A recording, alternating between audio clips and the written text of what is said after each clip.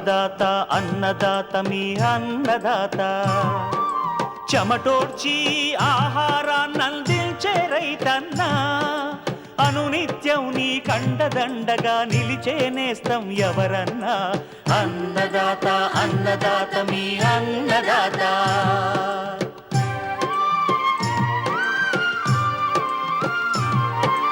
నూతన రీతుల సాగుబడికి నూరింతలు పెరిగే దిగుబడికి సూచనలిచ్చే సస్య రక్షణకు పశు పోషణకి శాస్త్ర విజ్ఞానం అందించి ముందుకు నడిపే తెలుగు రైతు భారతదేశానికి మకుటం అయ్యేలా తీర్చిదిద్దే ఆశయంతో మిమ్ము మేలు కొలిపేది అన్నదాత అన్నదాత అన్నదాత మీ అన్నదాత అన్నదాత అన్నదాత మీ అన్నదాత.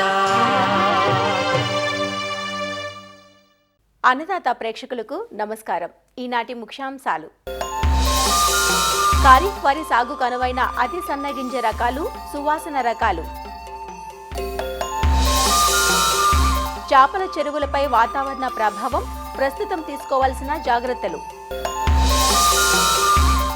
సహజ సేంద్రియ విధానాల్లో ఏటీఎం మోడల్ పంటల సాగు, కేవీకే అధికారుల ప్రోత్సాహంతో జహీరాబాద్ రైతు ముందడుగు.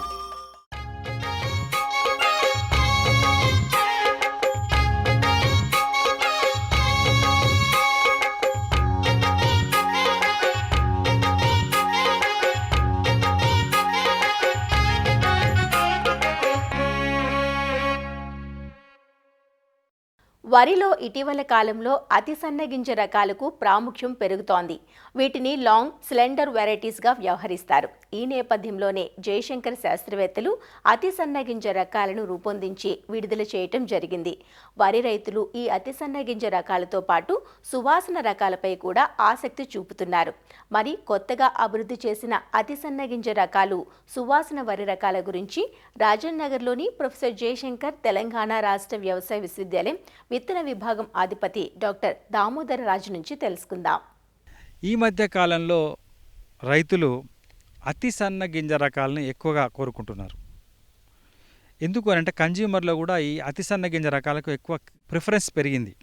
మనకు పాత రకాలు ఏం సాగుబడిలో అందుబాటులో ఉన్నాయి అతి సన్న గింజ రకాలంటే, ఒకటి జై శ్రీరామ్ అనే రకం, మహారాష్ట్ర లోకల్ వెరైటీ.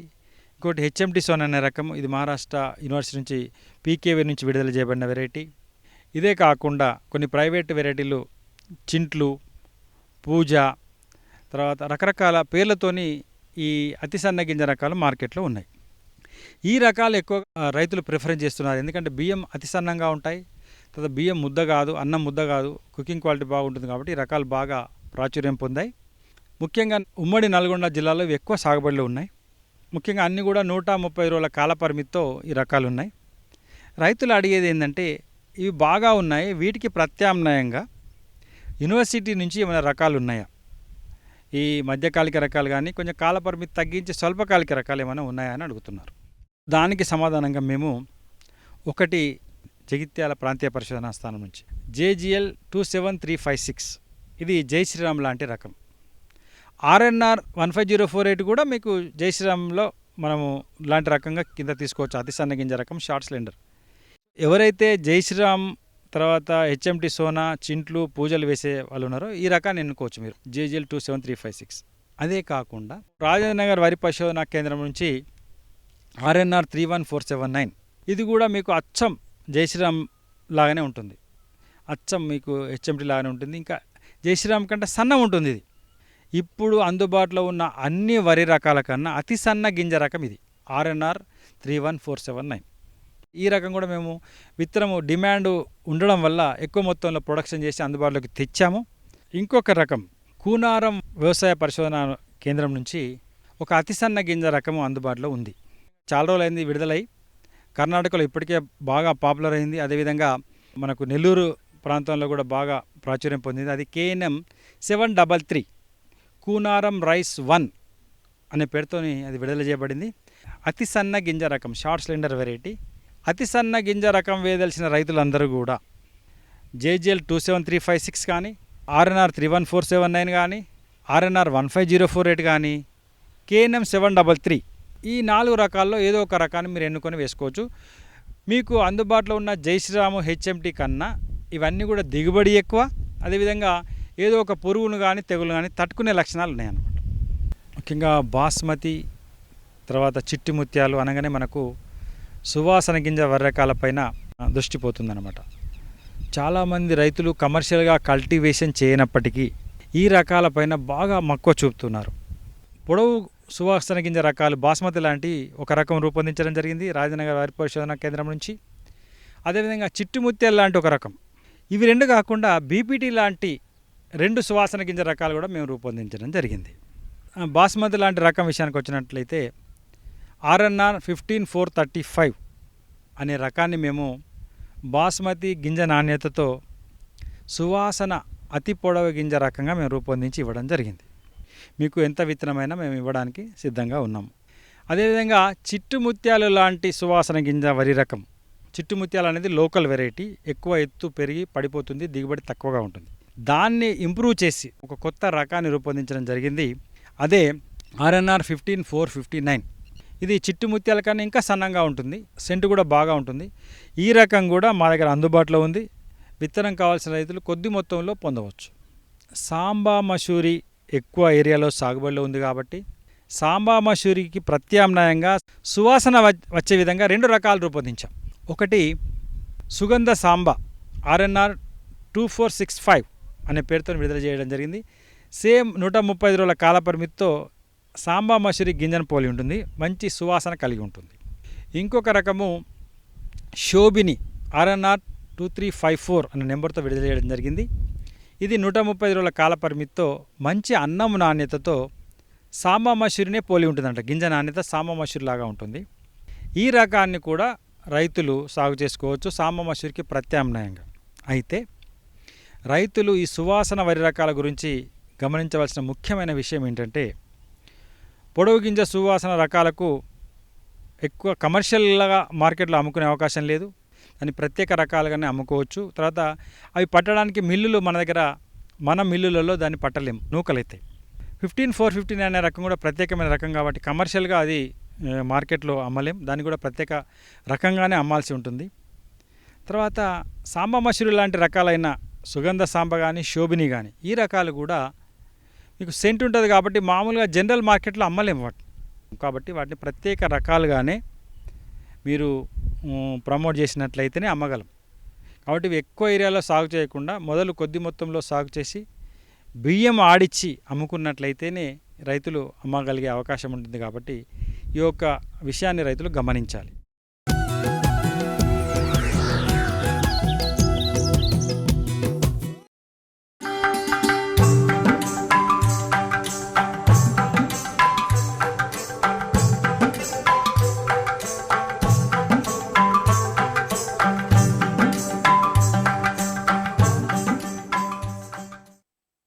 ప్రస్తుత వాతావరణం అటు వ్యవసాయానికే కాదు, ఇటు ఆక్వా పరిశ్రమకు జటిలతరంగా మారింది. నీటిలో పెరిగే జీవులకు ఈ మార్పులతో సంబంధం ఏముంటుందిలే అనుకుంటారు కదా, ఖచ్చితంగా ఉంటుంది. ఎందుకంటే చేపలు, రొయ్యలు శీతల రక్తజీవులు. మారుతున్న వాతావరణం వాటి ఎదుగుదలపై ప్రభావం చూపిస్తుంది. కొద్దిసేపు ఎండ, మరికొద్దిసేపు వాన, ఇలా హఠాత్తుగా మారుతున్న వాతావరణంలో చేపల చెరువుల్లోని నీటి గుణగణాలు మారుతుంటాయి. దీంతో చేపలు ఒత్తిడికి గురయ్యే ఆస్కారం ఉంటుంది. ఫలితంగా చేపలు వ్యాధులకు లోనవుతాయి. అందువల్ల మారుతున్న వాతావరణంలో చేపల చెరువుల్లో కొద్దిపాటి జాగ్రత్త చర్యలు తీసుకోవాలంటూ వివరాలు తెలియజేస్తున్నారు పశ్చిమ గోదావరి జిల్లా ఉండి కృషి విజ్ఞాన కేంద్రం శాస్త్రవేత్త డాక్టర్ ఏ శ్రీనివాస్. చేపల చెరువులు ఎక్కువగా ఈ వాతావరణాన్ని బట్టి మనం ఇప్పుడు జరుగుతున్నది కానీ చూసినట్లయితే ముఖ్యంగా మనకేంటంటే ఎండ ఎక్కువగా ఉండడం, ఉష్ణోగ్రతలు ఎక్కువగా ఉన్నాయి. ఆ తర్వాత మనకి ఒకేసారి మన వర్షాలు కూడా పడుతున్నాయి.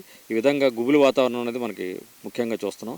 ఈ వాతావరణ సమస్య ఉన్నప్పుడు మనకి ఎక్కువగా ఈ చేపల చెరువుల్లో ఏమవుతుందంటే మనకి ముఖ్యంగా ఈ ఆక్సిజన్ లెవెల్స్ అనేవి తగ్గిపోతున్నాయి. మనం దీన్ని డిఓ డిప్లిషన్ అంటాము. అమ్మోనియా లెవెల్స్ ఒకటి పెరుగుతున్నాయి. పీహెచ్ అనేది కూడా మనకి అధికంగా ఉంది. అది మరలా కొద్దిగా తగ్గడం కూడా జరుగుతుంది. ఎక్కువగా అధిక పీహెచ్లు కూడా చూస్తున్నాం.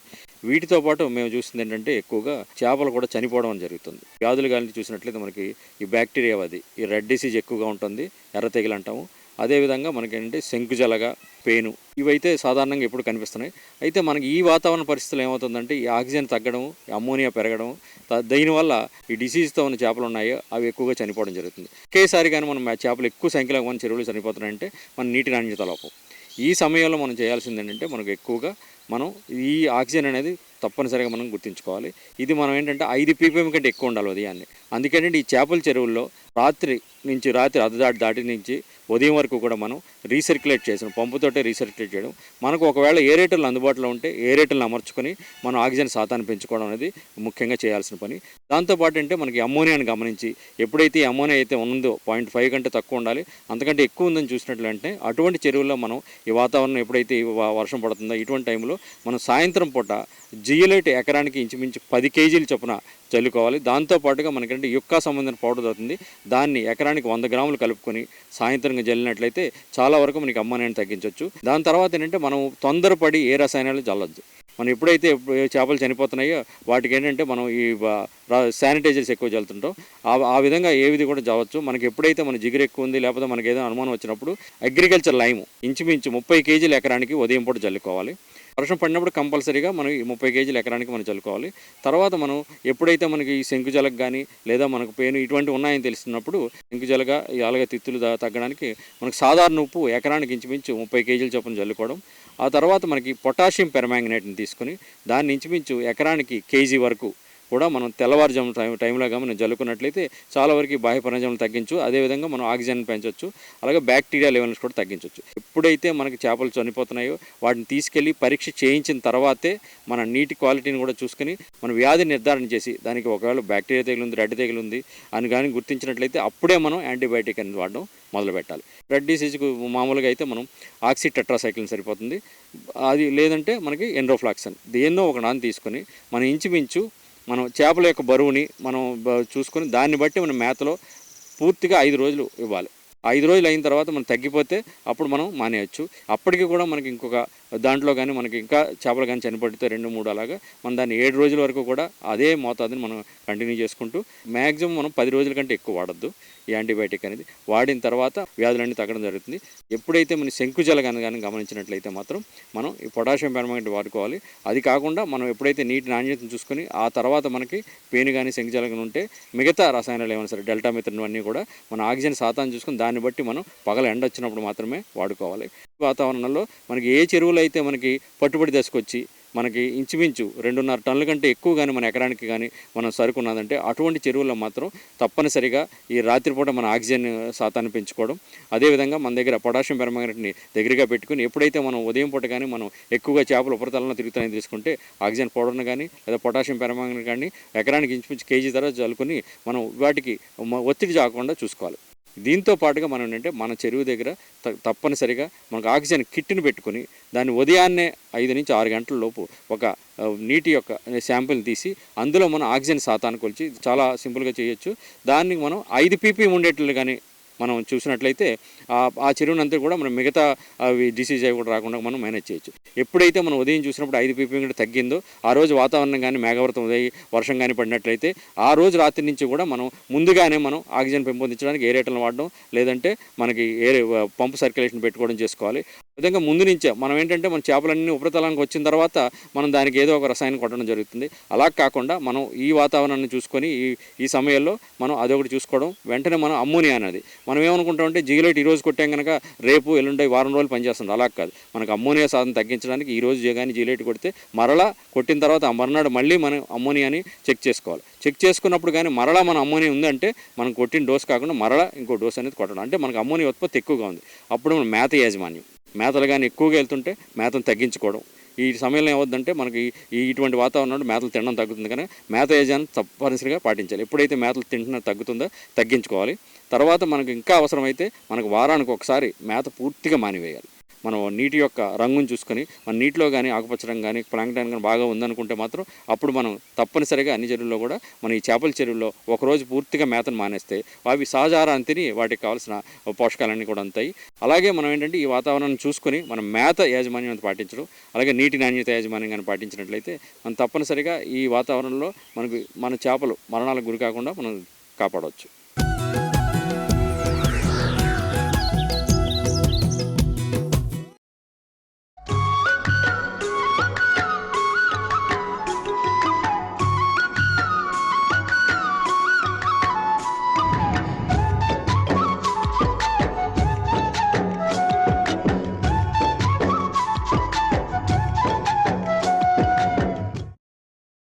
చదువుకుంటే చిన్నదో పెద్దదో ఏదో ఒక ఉద్యోగం చేయాలనుకుంటుంది యువత.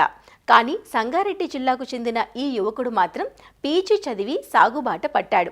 సర్కారు కొలువు కోసం ప్రయత్నించి సఫలం కాకపోవడంతో తాతలు తండ్రుల నుంచి వచ్చిన వ్యవసాయ క్షేత్రంలో సాగు మొదలుపెట్టాడు. ఎకరం పొలంలో సహజ సేంద్రియ విధానాలను ఆచరిస్తూ ఏటీఎం విధానంలో పంటలు పండిస్తూ అందరికీ ఆదర్శంగా నిలుస్తున్నాడు. సంగారెడ్డి జిల్లా మొగుడంపల్లి మండలం రాయిపల్లి తండాకు చెందిన యువ రైతు అరవింద్ ప్రకృతి సేద్య విధానంలో వ్యవసాయం చేస్తున్నాడు. 2017లో సొంత ఊరు రాయిపల్లి తండాలో సాగుబాట పట్టాడు. ఆరంభంలో అవగాహన లేక ఇబ్బందులు ఎదురైన సందర్భంలో జహీరాబాద్లోని డిడిఎస్ కృషి విజ్ఞాన కేంద్రం శాస్త్రవేత్తల సలహాలతో సాగులో ముందడుగు వేశాడు. పంటల సాగుకు ముందు నవధాన్యాలు వేసి కలియదున్నాడు. పశువుల పేడ మూత్రంతో పంచగవ్య, ఘనజీవామృతం, ద్రవజీవామృతం తయారు చేసుకుని వాడుకున్నాడు. సస్యరక్షణకు ఎర్రపంటలు, జిగురు అట్టలు, దీపపు ఎర్రలను ఏర్పాటు చేశాడు. డ్రిప్, మల్చింగ్ ఏర్పాటు చేసుకుని వంగ, బెండ, మిరప, గోరుచిక్కుడు పంటలను ఏటీఎం మోడల్లో పండిస్తూ నిత్యం ఆదాయమార్జిస్తున్నాడు. నేను పీజీ కంప్లీట్ చేసినాను. మా డాడీ వాళ్ళది ఫస్ట్ నుంచి వ్యవసాయం కాబట్టి నేను కూడా వ్యవసాయం చేయాలని ఎందుకు ఇంట్రెస్ట్. అది మెల్లమెల్లగా ఆ వ్యవసాయం అంటే నా ఫ్యాషన్గా మారిపోయింది. 2017లో వ్యవసాయం చేసిన. నాకు ప్రకృతి వ్యవసాయం చేయాలనేది నాకు చాలా ఇంట్రెస్ట్ అనమాట. ఇది కెమికల్తో వాడడం వల్ల భూమి నాశనం కావడము, దానివల్ల వచ్చే తరాలకు భూమి మిగిలేదేమో అనేది దాని ప్రకారం నేను కెమికల్ జోలికి పోకుండా రసాయన వ్యవసాయం జోలికి పోకుండా ప్రకృతి వ్యవసాయం చేద్దామని నేను వచ్చిన ఇక్కడ. అయితే ఎట్లా చేయాలనేది తెలియదు నాకు స్టార్టింగ్లో. అయితే చుట్టుపక్కల అడగడము, ఇక్కడ మా ఏరియాలో ఉన్న కేవీకేకు సంప్రదించడము, వాళ్ళు మాకు ఆర్గానిక్ ఫార్మింగ్ ఎట్లా చేయాలో నేర్పించడము, దాని ద్వారా మేము కొద్దిగా గెట్ అయినా. అయితే ఫస్ట్ ఇప్పుడు ఎక్కువ కెమికల్ వాడేది కూరగాయల మీద. అంటే ఈ కూరగాయల మీద వాడుతున్నారు కాబట్టి నేను కూరగాయలు పండించాలనేది ఉద్దేశంతో కూరగాయలకు వచ్చిన 1 ఎకర్ల ఏటీఎం మోడల్లో స్టార్ట్ చేసిన నేను. ఫస్ట్ మనకు ఏటీఎం మోడల్ వచ్చేసి వంకాయ, గ్రాఫ్టెడ్ వెరైటీ వంకాయ తీసుకున్నా. మళ్ళీ దాంతోపాటు ముళ్ళ వంకాయ తీసుకున్నా, 2 రకాల వంకాయలు తీసుకున్నా, మిర్చి తీసుకున్నా, బెండ, గోరుచిక్కుడు, టమాటా. మళ్ళీ ఇంట్లో అంతర్ పంటగా ఇక బిన్నీస్, అట్లా ఒక్కొక్కటి డిజైన్ చేసుకున్నాం అనమాట. కలుపు నివారణకు మల్చింగ్ వాడినాము. సాయిల్ టెస్ట్ మిషన్ కూడా తీసుకొచ్చాము, చిన్నది మాచర్ మిషన్ కూడా తీసుకొచ్చి అది వాడినాము. సీడ్ వేసే మిషన్ కూడా తీసుకున్నాం. ఒక గంటకు 4-5 బెడ్లు సీడింగ్ చేసుకుంటాను. ఇప్పుడు సస్యరక్షణ చర్య మైక్రోరైజం వాడతాము. ఎన్పీకే బ్యాక్టీరియా ఇనే మదర్ కల్చర్ ఉంది, ఇనే బెల్లం వేసి తయారు చేసుకుంటాం. మళ్ళీ ట్రైకోడర్మా, మళ్ళీ బవేరియా బ్యాసిలానా, ఇట్లా ప్రతిదీ ఇన్నే చేసుకుంటాము. జీవామృతము, ఘనజీవామృతము అవి వాడతాం. సారం పెంచుకోవడానికి మనం నవధాన్యాలు వేసినాం స్టార్టింగ్. సాయిల్కు మళ్ళీ స్లర్రీ వాడతాం. ఇంకోటి మన దగ్గర ఆవులు ఉన్నాయి, 2-3 ఆవులు ఉన్నాయి, మళ్ళీ 2 ఎడ్లు ఉన్నాయి. అవి రోజు మూత్రము, ఆవు పేడ కలెక్షన్ చేసుకుని స్లర్రీ తయారు చేసి ఆ స్లర్రీ కింద పారించడము. దానివల్ల ద్వారా అనేది భూమికి మంచి బలం ఇచ్చిందనమాట.